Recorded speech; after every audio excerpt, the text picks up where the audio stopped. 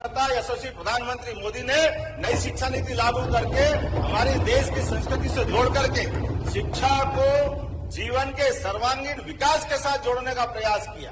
और मुझे इस बात का गर्व है, मध्य प्रदेश के सीमित संसाधन के बावजूद भी नई शिक्षा नीति दुनिया में अगर लागू की है तो सबसे पहले मध्य प्रदेश सरकार ने लागू की है।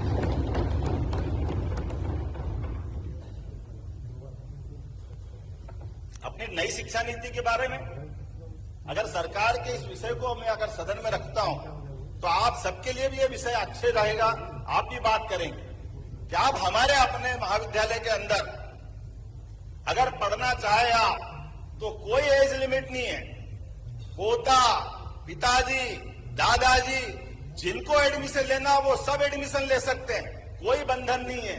एक आदमी 2 डिग्री लेना चाहे 2 डिग्री ले सकता है, कोई बंधन नहीं।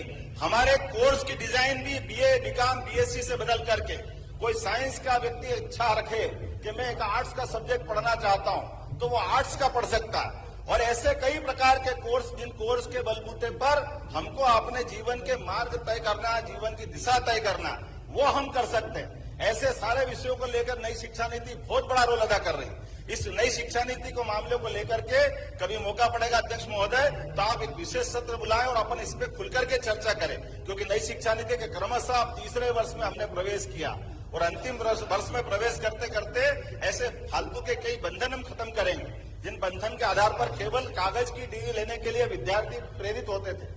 कागज की डिग्री के बजाय जो डिग्री मिले उससे जीवन में सार्थकता आए, जीवन में उसका उपयोग हो। इसीलिए हमारी अपनी सरकार ने अपनी सरकार की पहली बैठक में हमने एक निर्णय लिया कि सभी प्रकार के कोर्स एक जिले में कम से कम एक ऐसा कॉलेज एक्सीलेंस खोले जिसमें पढ़ने का मौका मिलेगा।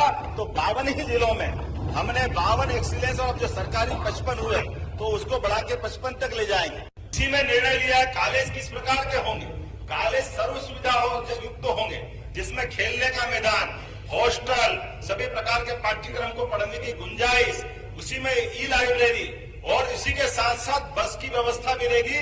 20 किलोमीटर के रेडियस में जाकर के बच्चों को अपने ही महाविद्यालय में आने के लिए किसी और पर निर्भर नहीं रहना पड़ेगा। हमने इसी में दूसरी व्यवस्था की, डिजी लॉकर की।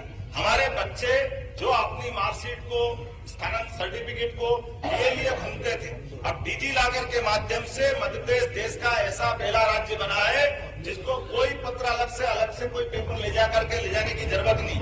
वो सारी की सारी सुविधाएं वो सबके लिए उपलब्ध है।